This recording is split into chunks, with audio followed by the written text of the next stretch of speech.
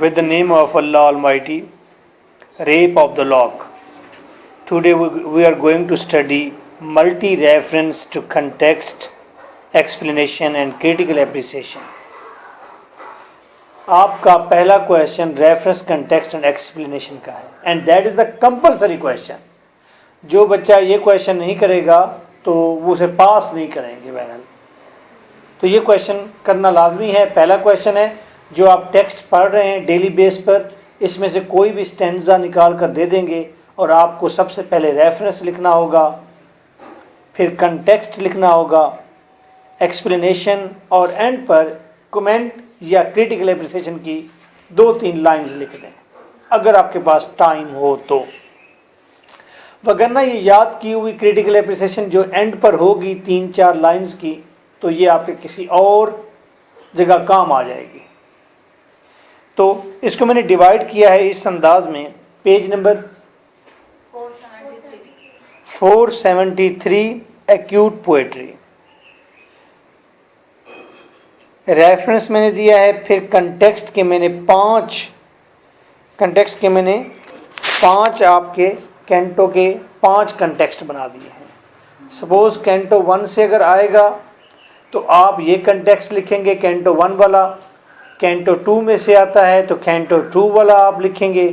Same like अगर आपको stanza canto 5 से आता है तो आप वो पैराग्राफ लिखेंगे जो कैंटो 5 का मैंने कंटेक्स्ट बना दिया है. Is it clear? Okay. And after this मैंने मल्टी एक्सप्लेनेशन बना दी है. चाहे स्टेंजा कोई भी होगा इसी बुक का, आप वहाँ पर ये एक्सप्लेनेशन पहले लिखें, उसके बाद आपसे जितनी एक्सप्लेनेशन हो सकती है 2, 3, 4 लाइंस में नीचे वो कर दें. आपका एग्जामिनर यही कंसिडर करेगा यू आर इन फ्लो, आप फ्लो में लिख रहे हैं बस. ओके और उसे उसके काम की चीज़ मिल जाएगी. आफ्टर दिस अगर आपके पास टाइम होगा तो आप छोटी सी क्रिटिकल एप्रिसिएशन लिख देंगे, मीन कमेंट्स लिख देंगे. Otherwise no need of this to, इसकी ज़रूरत नहीं. रेफरेंस जीज हाईली एट्रीब्यूटेड, ये सबसे आला, वेल चेरिस्ड, ये खुशगवार एंड अनएक्सील्ड और सबसे बरतर लाइंस जो हैं are the part of masterpiece, ये एक शाहकार का हिस्सा हैं. उस शाहकार का नाम है the rape of the lock. Rape of the lock originated by the pain of Alexander pope. Originated का मतलब लिखी गई है, इजाद हुई है.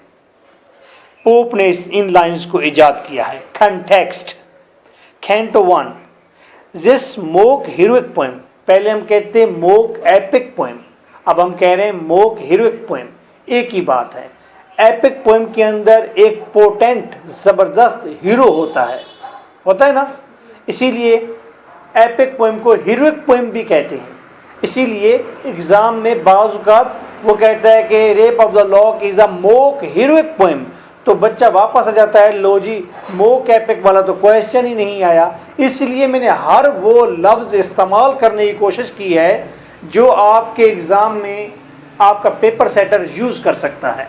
ओके तो ये this mock heroic poem is a bitter satire, ये एक ज़बरदस्त किस्म की तनकीद है, तंज है. बिटर का मतलब तल्ख होता है, तल्ख तनकीद है, तंज है on the aristocracy of the 18th century. 18th century की अरिस्टोक्रेसी पर, आला तबके पर, इंग्लैंड में. Pope opens his poem in a typical epic fashion. Pope ने अपनी पोएम का आगाज रिवायती एपिक फैशन से किया, जिस तरह के एपिक का फैशन है.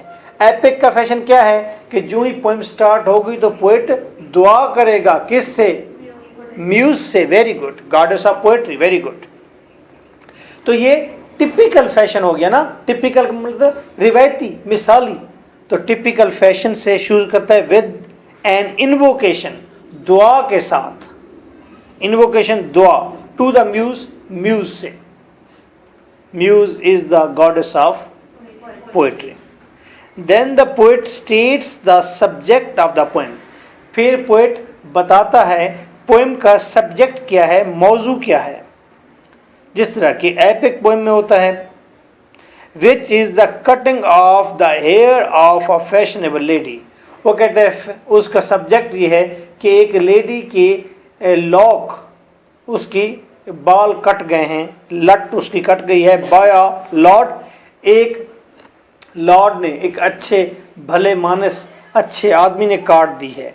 एंड द क्वार्ल दैट अरोज, और उसके अंदर से जो क्वार्ल, जो लड़ाई उभरी है उसकी बात की है।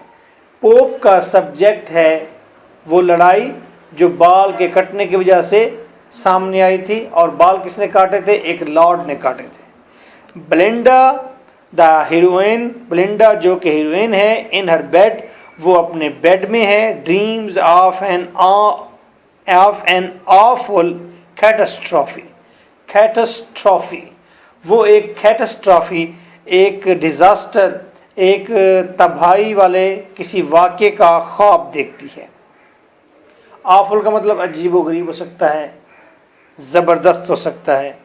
About to descend upon her, जो उसके ऊपर उतरने वाला है, एक डिजास्टर का ख्वाब देखती है जो उसके ऊपर आने वाला है, उतरने वाला है। अब आप इन चीज़ों को एंजॉय करेंगे, इस तरह के एक्सप्रेशन को। देखिए ये खूबसूरत एक्सप्रेशन है, dreams of an awful catastrophe about to descend upon her, about to descend upon her, जो उसके ऊपर उतरने वाला था, about to descend upon her. तो इस तरह के एक्सप्रेशन खूबसूरत होते हैं जब आप इस्तेमाल करते हैं, और ये मुश्किल भी नहीं है, ठीक है। डिसेंड का मतलब उतरना। हर गार्डियन सिल्फ, उसकी मुहाफिज, सिल्फ यानी कि छोटी परी, यानी कि उसका नाम एरियल था सिल्फ का। हम सारे इंसान है ना, इंसानों के फिर नाम होते हैं, ठीक है। अगर दूर से किसी और प्लानिट से कोई आएगा, देखेगा शेर भी घूम रहा होगा, बैल भी होगा, वो कहेगा ये सारे एक जैसे हैं कि अलग अलग हैं। फिर हम बताएंगे भाई ये नोम है, ये सिल्फ है, ये सेलमेंडार है। फिर वो आएगा इंसानों पर तो पूछेगा भाई इंसानों में, और कहेंगे हाँ भी इंसानों में, फिर इनके नाम हैं। ये जी भुट्टा फैमिली का आदमी है, ये गुज्जर फैमिली का आदमी है। अब एरियल भी इसी तरह के हैं कि उनकी कास्ट से उनको पहचाना जाता है, उनके नाम भी यही हैं। एरियल क्या करता है? इंट्रोड्यूसेस हिमसेल्फ, अपने आप को इंट्रोड्यूस करता है इन ड्रीम, ख्वाब में। एंड टेल्स बेलिंडा, और बेलिंडा को बताता है that some great misfortune will overcome her, कोई बड़ी मिसफॉर्चून उसके ऊपर उतरने वाली है। मिसफॉर्चून का मतलब बदकिस्मती वाला कोई वाकया, बिल्कुल ठीक कहा आपने। हर during the course of the day, इस पूरे दिन में, course of the day, during the course of the day, दिन के किसी भी औकात में, दिन के पूरे चलन में। बेलिंडा अवेक्स, बेलिंडा जागती है, बट फॉरगेट्स द ड्रीम, लेकिन ख्वाब भूल जाती है। शी मेक्स हर टॉयलेट, वो अपना बनाव श्रृंगार करती है। इसे कहते हैं मेक्स हर टॉयलेट भी कहते हैं इसे, कि अपना बनाव श्रृंगार करती है। With the help of her maid servant बेटी, अपनी नुकरानी बेटी के साथ की हेल्प के साथ। Pope describes her toilet table in detail, pope उसका टॉयलेट टेबल डिटेल में बयान करता है। आपने खुद पढ़ा है कि उस पर डिफरेंट काइंड ऑफ वाजेस थे, पिन्स थी, बाइबल, बिली ड्यूक्स उस पर पड़े हुए थे, लोशन थे, जेम्स थे वहाँ पर, तो काफ़ी डिटेल आपके पास है।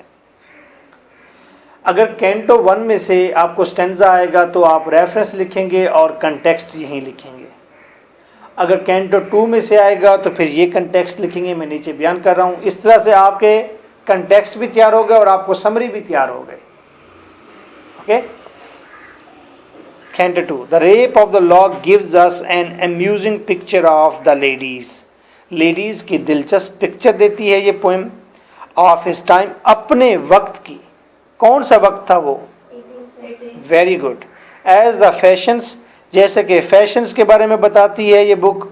द आर्टिफिशियलिटी, ये मसनूईपन के बारे में बताती है। द वैनिटी, शौकियों के बारे में बताती है। गिड्डीनेस, गिड्डीनेस का मतलब होता है चक्कर वक्कर देना, ठीक है, उनके चक्करों के बारे में बताती है। हाँ। बेलिंडा फिनिश हर टॉयलेट, बेलिंडा अपने टॉयलेट को ढा देती है। And comes out for a flyer, ठीक है, टैलेंट गिरा देती है ना अपना वो बेलिंडा, ऐसा हुआ था बेलिंडा पे टैलेंट गिरा नहीं दिया था, नहीं गिराया था, अच्छा तो बेलिंडा जी मसनूईपन। Belinda finish her talent, Belinda अपना बनाओ श्रृंगार पूरा खत्म कर लेती है। And comes out for a flyer trip in a barge, और एक खुशी वाले ट्रिप के लिए वो एक बाज में बैठ जाती है। बाज का मतलब देखिए कितना प्यारा है, स्मॉल लग्जरी बोट।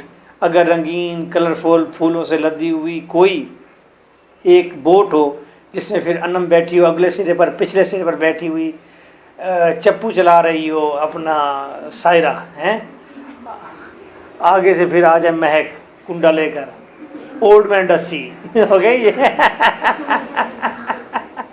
मैं तो मछली पकड़ने आई हूँ ये देखे इस पोएम में औरत हीरो है, मर्द कोई हीरो नहीं है, ये अब आपकी बातें हैं सारी। Okay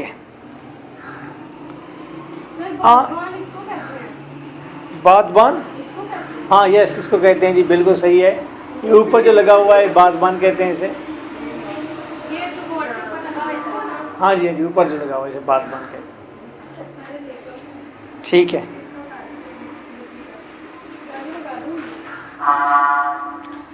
on the Thames river, ये बोट कहाँ जा रही है, थेम्स रिवर के ऊपर जा रही है।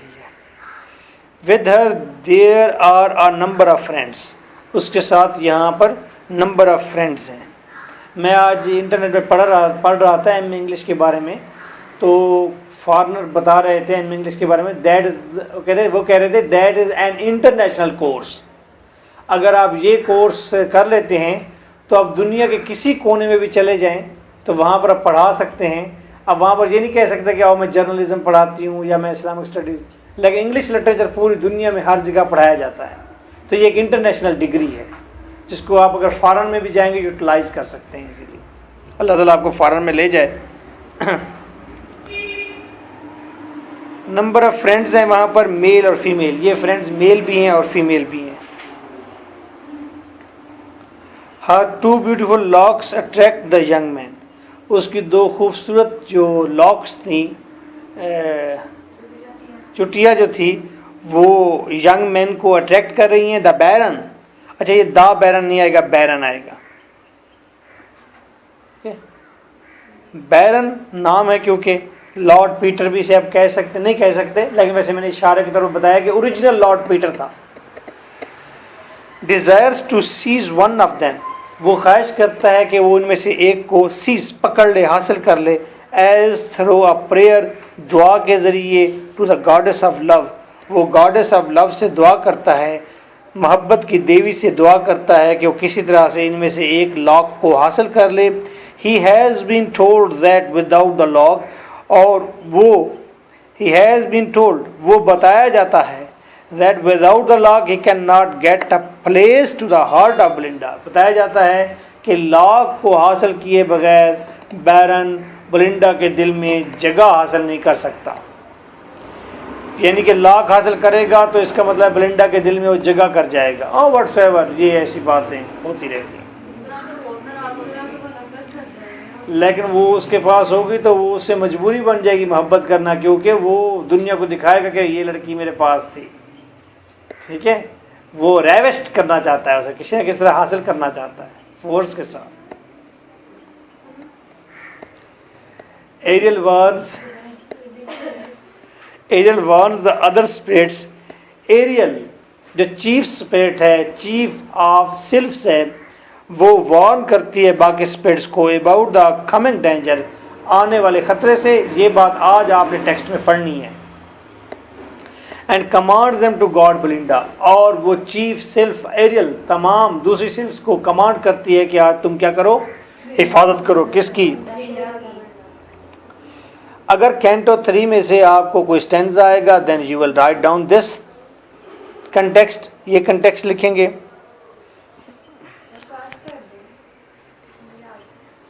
नहीं ये कंप्लीट पढ़ लेंगे, एक चैप्टर एक दिन कंप्लीट करना होता है ना, काम बहुत सारा है, फिर अगले दिन सवाल भी स्टार्ट करने हैं, तो क्वेश्चन कैसे करेंगे। और मैं चाहता हूं कि आप जल्दी से कोर्स कवर कर लें। आप स्लो ना चलें, आप एक्टिव होकर ट्रैकर चलें। एग्ज़ाम आपके मई में होंगे, तो कोर्स बड़ा है। नहीं, आप थोड़ी भी पढ़ सकते हैं, वो इशू नहीं है। आप थोड़ी करेंगे पेपर फिर भी साल हो जाएगा। लेकिन अगर आपका एम हाई है, आप लेक्चरशिप गेन करना चाहते हैं, तो इंटरव्यू में तो वहाँ पर बाबे बैठे होंगे, वो आपसे डिस्कस जब करेंगे तो आप उनके अगर ज़्यादा अच्छे जवाब देंगे, आपके पास नॉलेज होगा। अब बात नॉलेज की है, डिग्री तो होनी ज़रूरी है ना। इंटरव्यू के अलावा भी बेटा आप किसी भी इंस्टीट्यूट में पढ़ाने के लिए जाएंगे, मैं आपको कहता हूँ लाहौर गैजेट पढ़ाने चले जाएं, आप पढ़ाने चले जाएंगे, वो आपको कहेंगे 8,000 पे देते हैं।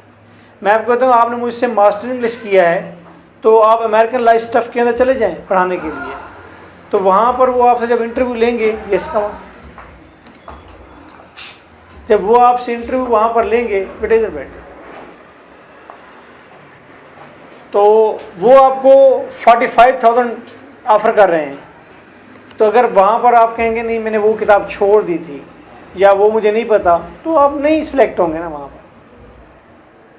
हालांकि वहाँ पर भी आपने 2, 3, 4, 5 के बच्चों को पढ़ाना होगा, लेकिन इंटरव्यू लेने वाला आपसे पूछेगा, वो इस तरह नहीं पूछेगा अच्छा बताओ रेव ऑफ द लॉक के फलाने स्टैंजा का मीनिंग क्या है, वो यूँ नहीं कहेगा। वो कहेगा कि 18वीं सेंचुरी के अंदर कौन सा बड़ा स्टाइलिस्ट है और आपके उसके बारे में क्या व्यूज़ हैं। तो आपके जहन में होगा 18वीं सेंचुरी के अंदर जोनाथन स्विफ्ट बहुत बड़ा स्टाइलिस्ट था, ऑस्कर वाइल्ड बहुत बड़ा स्टाइलिस्ट था, और पोप ने तो छोड़ा ही कुछ नहीं ना। आप जब इस तरह से बात करेंगे दे विल बी हैप्पी। अगर आप कहेंगे यस पोप बड़ा वो था, राइटर था, पोप बड़ा स्टाइलिस्ट था, he will be but not too much satisfy.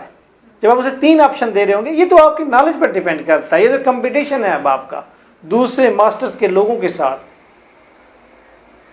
तो आप अगर चाहते हैं थोड़ी बुक्स पढ़ें, तो इसमें फायदा किसका है?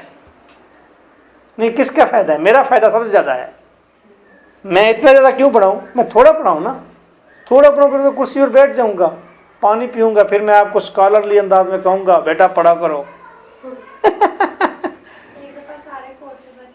यस, याद तो 4 क्वेश्चन करने हैं, वो मैं करवाऊंगा आपसे। सर फिर यहाँ पे अब ये मैटर करता है ना कि एबिलिटी कितनी है, नॉलेज कितना है, डिग्री नहीं।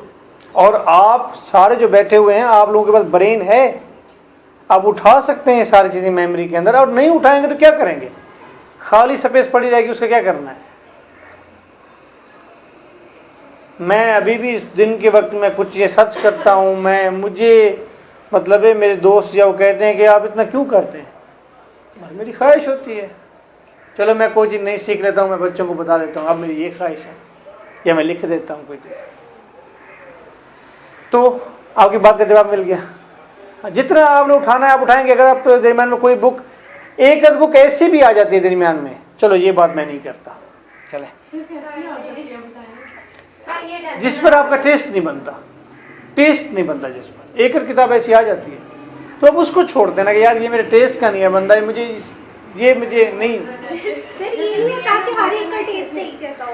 हाँ डेफिनेटली, तो ये नहीं कि मैं नहीं छोड़ूंगा ना, वो आप छोड़ेंगे अपनी तरफ से। यहाँ पर तो आप मुझे बेहतरीन रिफ्लेक्शन देना बैठकर, कि आंखें आपकी खुली हुई हों, चेहरे आपके चमक रहे होंगे, यस आप जैसा पार्टिसिपेट करते हैं ऐसे करते जाएं, तो मैं इनकरेज होता जाऊंगा। आप स्लो होते जाएंगे, मैं ढीला होता जाऊंगा।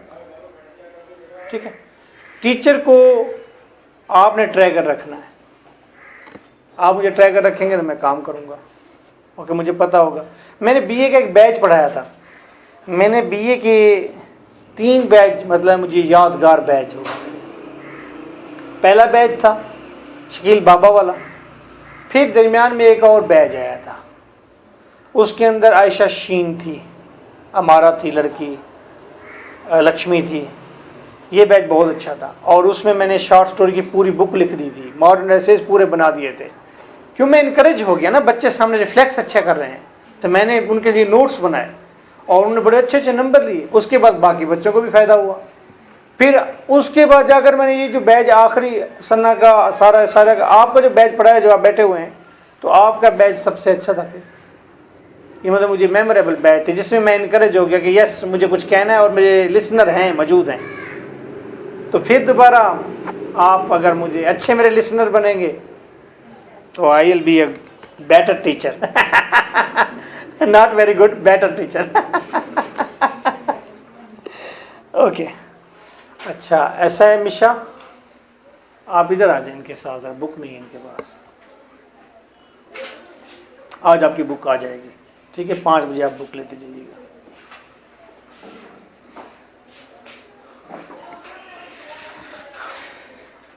ओके, सो Canto 3.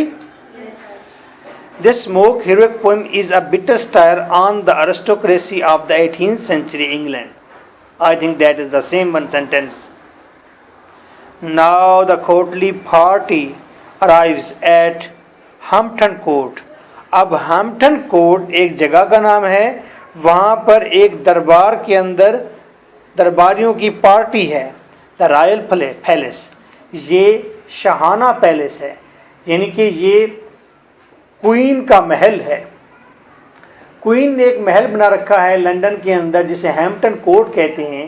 यहाँ पर डिसीजंस होते हैं, यहाँ पर पॉलिसीज़ बनाई जाती हैं, यहाँ पर इम्पॉर्टेंट मीटिंग्स होती हैं। लेकिन यहाँ पर पोप स्टायर करेगा कि हैम्पटन कोर्ट के अंदर अब नौजवान लड़कियाँ और लड़के इकट्ठे होकर वो पार्टीज़ की बातें करते हैं, वो स्निफ्स नस्वार खाते हैं, वो वहाँ पर चाय पीते हैं और बस हंसी खुशी में लड़ाइयाँ झगड़े करते रहते हैं वहाँ पर, ठीक है, और लव अफेयर बनाते हैं। तो हैम्पटन कोर्ट में अब ये चले गए हैं, कोर्टली पार्टी आ गई है। दे आल टेक कॉफ़ी, ये तमाम नौजवान और नौजवान लड़कियाँ ये यहाँ पर कॉफ़ी पीते हैं। And play a game of ombre, और ताश की एक गेम खेलते हैं। शाबाश। Pope describes the game with full detail, और पोप जो है ये गेम डिस्क्राइब करता है पूरी डिटेल के साथ। In the manner of a serious tournament, जैसे एक ज़बरदस्त इंडिया और पाकिस्तान का टूर्नामेंट हो रहा हो, ऐसे वो ताश की गेम को बयान करता है। 3 persons take part in the game, game में 4 लोग हिस्सा लेते हैं। 3 लेते हैं, अच्छा 3 लोग हिस्सा लेते हैं। बैरन अनदर यंग मैन, बैरन होता है एक और नौजवान होता है। And Belinda, man support man, आदमी आदमियों को सपोर्ट करते हैं। एंड वेमेन सपोर्ट वेमेन, और औरतें औरतों को सपोर्ट करती हैं। The baron baron and other young man try to defeat Belinda, baron और दूसरी एक आदमी वो डिफीट करने की कोशिश करता है। सना किसको? बेलिंडा को। बट इन वेन, क्या मतलब? नाकाम होते हैं। In the mean while they enjoy coffee, उसी लम्हे वो कॉफी एंजॉय करते हैं। एंड ठा पड़ा था ना, और ठा एंजॉय करते हैं, यानी कि टी एंजॉय करते हैं। कि baron tries to cut off Belinda's lock, baron कोशिश करता है कि बेलिंडा का नाक काट ले। दे अच्छा लॉक काट ले, ठीक है, हाँ बैरन करें, बैरन कोशिश करता है कि बेलिंडा की चुटिया काट ले। The sylphs check him but fail, sylph कोशिश करती हैं बचाने की सिल्फ, लेकिन नाकाम हो जाती हैं। द लॉक इज क्लिप्ड, और चुटिया कट जाती है। And there is a great cry from ladies, और लेडीज बहुत ऊंची बात है चीखें मारती हैं कि ये क्या हो गया है कि एक लट कट गई है लड़की की, ठीक है। Canto 4, this smoke heroic poem is a bitter satire on the aristocracy of the 18th century England. After the loss of Locke, जब लॉक का नुकसान हो जाता है, Belinda is deeply depressed, Belinda deeply depress हो जाती है। डिस्ट्रेस, डिस्ट्रेस्ड दोनों का मतलब एक है, डिप्रेस इसका मतलब है मायूस हो जाती है। एंड शॉक्ड, और वो शॉक में चली जाती है। आ ग्लोमी नोम, एक बदबख्त किस्म की नोम परी है, और दूसरी एम्बीरियल, ये भी एक परी है एम्बीरियल। एम्बीरियल ट्राइज टू इन्फ्लुएंस हर, नोम और एम्बीरियल दोनों मिलकर बेलिंडा को वो इन्फ्लुएंस करते हैं ताकि बेलिंडा चीखें मारे, जंप लगाए, धाड़े, गालियां दे, रोए, इससे कोशिश करते हैं उसे इन्फ्लुएंस करने की। तो ही फ्लाइज, फिर जो एम्बीरियल है वो उड़कर जाती है down to the cave of spleen, वो केव ऑफ स्प्लीन के पास जाती है। स्प्लीन एक और गॉडेस है, ये किसी गॉडेस है, ये दुखों की गॉडेस है समझे, ठीक है। ये देवी है, ये अंडरवर्ल्ड में रहती है, ये गॉडेस ऑफ इल टेम्पर भी कहते हैं, बुरी देवी है। अब वहां जाती है और कहती है in the centre of the earth, जमीन के सेंटर में चली जाती है, वहां पर स्प्लीन रहती है। और उसके पास जाकर क्या कहती है, and returns with a bag of size, और वहां जाके वो माफी उससे बड़ी रिक्वेस्ट वगैरह करती है और उसे कहती है कि मुझे सिसकियां चाहिए, मुझे आंसू चाहिए, क्योंकि हमारी एक लड़की है उसकी लट कट गई है, अब वो रो नहीं रही अभी तक, ठीक है। तो उस देवी से क्या लेकर आती है, बैग ऑफ साइज, साइज का बैग ले आती है, आहों का बैग ले आती है, सोब्स हिचकियों का बैग ले आती है। ओए होए होए, मुझे सना याद आ रही है बाबा जब इसे डांटता था तो सना कैसे रोती थी, बाकी ये बलिंडा बन जाती थी उस वक्त ऐसा लगता था सना नहीं रो रही। एम्बीरियल परी हो from the centre of the earth, cave of spleen से वो लेकर आई है साइज सोब्स और उसके ऊपर पोर कर रही है। And bottle of fainting fears, ओए होए होए, और एक बोतल लेकर आई है जिसके अंदर फेंटिंग फेयर्स हैं, खौफ है, जैसे लड़कियां ऐसे मदहोश हो जाती है ना, बेहोश होने लग जाती है, उसकी एक बोतल भी ले आई है। एंड फ्लोइंग टेयर्स, बहते हुए आंसू भी ले आई है। He pours them on Belinda to increase her frustration and grief, और वो ये सारी चीजें आकर ब्लिंडा के ऊपर पोर कर देती है, उंडल देती है, to increase her frustration and grief, ताकि ब्लिंडा का दुख जरा वाजे हो जाए, बड़ा हो जाए, उसकी मुसीबत जरा बढ़ जाए। द लॉक इज डिमांडेड, और फिर ब्लिंडा जो है लॉक डिमांड करती है, ठीक है। But baron refuses to return it, लेकिन बैरन कहता है मैंने लॉक नहीं देनी, मैंने तो इसे शोकेस में लगा के रखना है, दुनिया इसको विजिट करने आएगी, देखेगी, और मुझे ये कहेगी तुमने बड़ा कारनामा सर अंजाम दिया। जिस तरह कोई बहुत बड़ा हीरो किसी बहुत बड़े टाइटन को, किसी बड़ा को मार कर आता है तो उसके पाँव उठा कर ले आता है और रखता है शोकेस के अंदर, दुनिया आकर देखे भी मैंने इस फिलहाल टाइटन को मारा है, उसके पाँव यहाँ पड़े हुए हैं। जिस तरह लोग शेर को मारते थे तो फिर क्या ले आते थे घर में, खाल ले आते थे शेर की।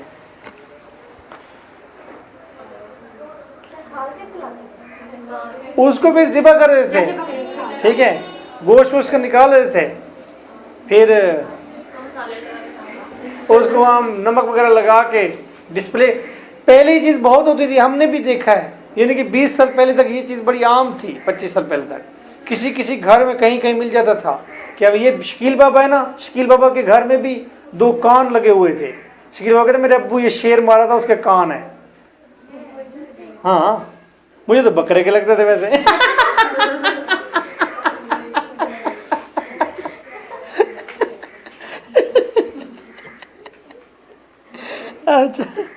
अच्छा जी, देखिए अब मैं अगला पढ़ूं, कैंटो 5 है? नहीं मैं इससे नहीं पूछ रहा कि मैं ऑप्शन नहीं ले रहा आपसे, मैं सिर्फ ये पूछ रहा हूं कि मैं कहां पढ़ता आप तो ऑप्शन देने लग जाते हैं यार मुझे okay, canto 5। This mock heroic poem is bitter satire on the aristocracy of 18th century England. A battle is fought between men and women. मर्दों और औरतों के दरमियान में एक लड़ाई होती है for a log, किस लिए? This battle is described in a mock heroic manner. ये बैटल डिस्क्राइब की जा गई है mock heroic manner में, जैसे कि heroic पोइम होती है, ये मोक है, उसका मजाक उड़ा दिया गया मजाया अंदाज में। विट, अकली मजाक, चार्म, चार्म का मतलब आपको पता ही है क्या होता है?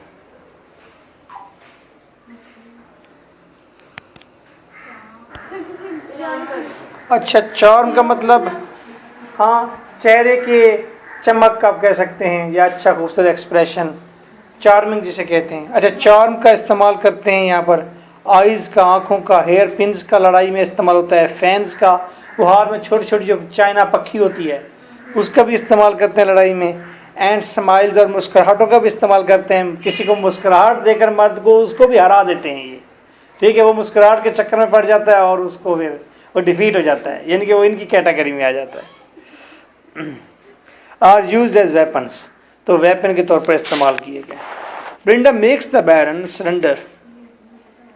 ब्रिंडा बैरन को सरेंडर कर लेती है, उसके हाथ खड़े करा देती है बैरन के। And he agrees to return the lock, और वो एग्री भी हो जाता है कि लॉक वापस करेगा। बैरन को किस तरह जेर करती है, उसके नाक में नस्वार डाल देती है। ठीक है, नाक में नस्वार डाल देती है। नस्वार डालते, नस्वार ऐसी चीज़ है जो छींकें आती हैं बहुत ज़्यादा उससे। ठीक है, अगर किसी को छींकें ना आ रही हो, नजला जुकाम इस तरह होता है, तो ये भी एक वो होता है कि नस्वार थोड़ी सी सुंघाते हैं तो इतनी ज़्यादा छींकें आती हैं कि सब चीज़ें बह जाती हैं। सर नस्वार वो जो एक पैकेट में होती है जो ड्राइवर लोग अक्सर यहाँ हाँ वो जो 2-3 शक्लों में होती है, एक मोटी शक्ल में होती है, यानी कि वो ऐसी गुठली सी बनी होती है, यानी कि ऐसे होती है जैसे चॉकलेट होती है, यानी कि शेप में ना वो कुछ गुंदी हुई गोली होती है, कुछ पाउडर भी होता हाँ पाउडर टाइप होती है। ये पाउडर टाइप नस्वार की बात कर रहे हैं। ठीक है, मिल जाएगी कहीं से। है। सर मेरा कर ओके जी, हाँ जी ऑप्शन हाँ। Baron surrender and he agrees to return the lock.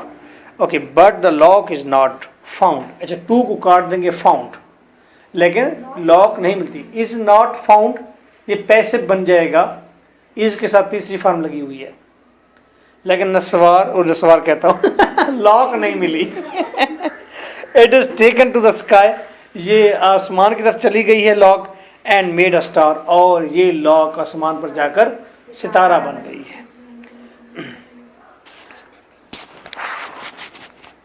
Explanation.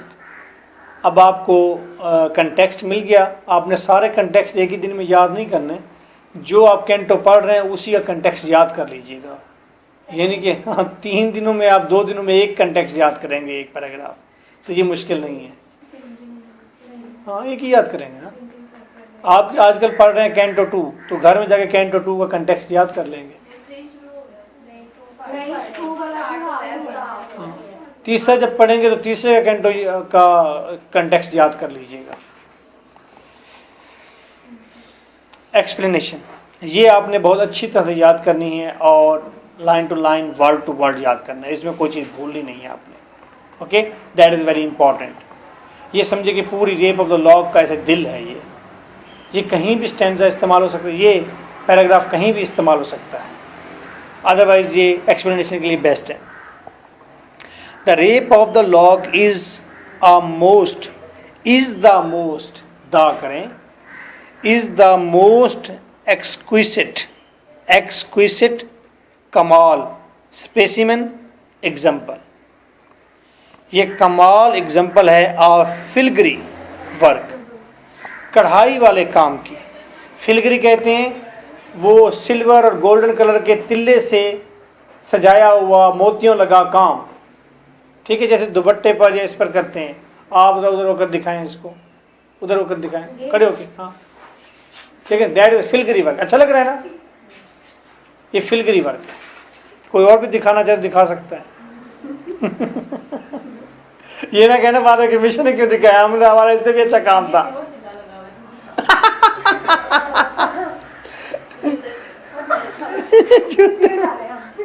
अच्छा जी, अब रेप ऑफ द लॉग कमाल किस्म की एग्जाम्पल है फिलगरी वर्क की।